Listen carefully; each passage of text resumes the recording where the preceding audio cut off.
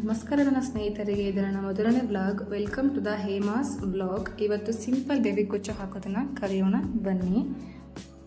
ಮೊದಲನೇದಾಗಿ silk thread ಬೇಕಾಗುತ್ತೆ, ಅದಾದ ನಂತರ ಗ್ಲೋ ಬೇಕು, ಅದಾದಮೇಲೆ ಜರಿ ಥ್ರೆಡ್ ಮತ್ತು ನೀಡಲು ವಿತ್ ಸೀಸರ್ ಬೇಕು.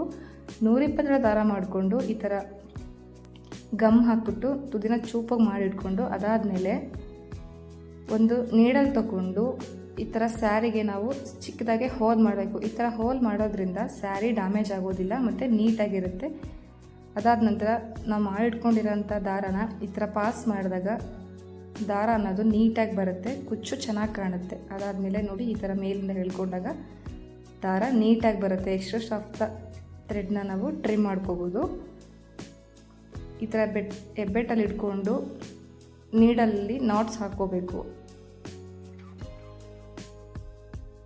ನೋಡಿ ಈ ಥರ ನಾಟ್ಸ್ ಹಾಕ್ಕೊಂಡಾಗ ನೀಟಾಗಿ ಕಾಣುತ್ತೆ. ಥ್ರೆಡ್ ಹಿಂದಗಡೆ ತಗೊಂಡಾಗ ಜರಿ ಥ್ರೆಡ್ ಹಿಂದಗಡೆ ಉಳಿಯುತ್ತೆ, ಕುಚ್ಚು ಚೆನ್ನಾಗಿ ಕಾಣುತ್ತೆ. ಈ ಥರ 3 ನಾಟ್ಸ್ ಹಾಕ್ಕೊಂಡಾಗ ಸ್ಟಿಫಾಗಿರುತ್ತೆ, ಎಲ್ಲೂ ಬಿಚ್ಚೋಗೋ ಚಾನ್ಸಸ್ ಇರೋದಿಲ್ಲ. ಹಾಗಾಗಿ 3 ನಾಟ್ಸ್ನ ಹಾಕೋಬೇಕಾಗುತ್ತೆ.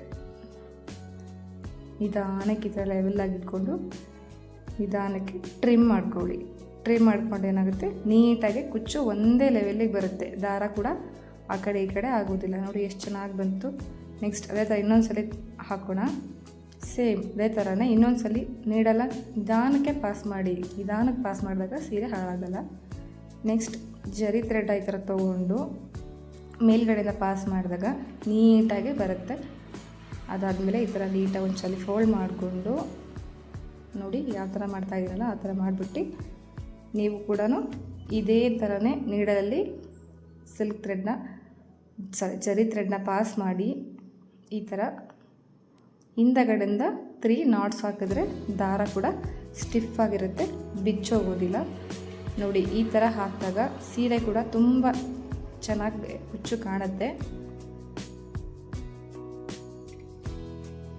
ನೋಡಿ ಇದೇ ಥರ ನೀಡಲ್ಲ ಪಾಸ್ ಮಾಡಿಕೊಂಡು ಸ್ಯಾರಿನ ಕುಚ್ಚು ಹಾಕೋಬೋದು. ಈ ಥರ ನೋಡಿ ಮಿಡಲಲ್ಲಿ ಹಾಕೋದ್ರಿಂದ ಗಂಟು ಕೂಡ ಬಿಚ್ಚೋಗೋದಿಲ್ಲ, ಕುಚ್ಚು ಕೂಡ ಸೇಫ್ ಆಗಿರುತ್ತೆ ಮತ್ತು ನೀಟಾಗಿ ಕಾಣುತ್ತೆ. ನೋಡಿ ಎಷ್ಟು ಚೆನ್ನಾಗಿ ಕಾಣಿಸ್ತದೆ ಸಿಂಪಲ್ ಕುಚ್ಚು.